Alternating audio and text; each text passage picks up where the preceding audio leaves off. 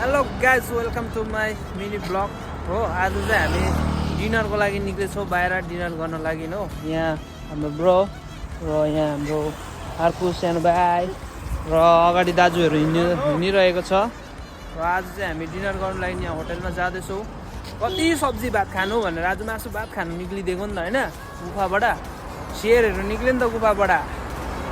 अब चाहिँ गएर देखाउने छु के खाने छ हामीले हो। तब तक बने रहे मेरो ब्लग में हो, हेर्दै गर्नु होला ब्लगलाई। मिनी ब्लग हो यो, सर्ट छोटो मिठो। धन्यवाद।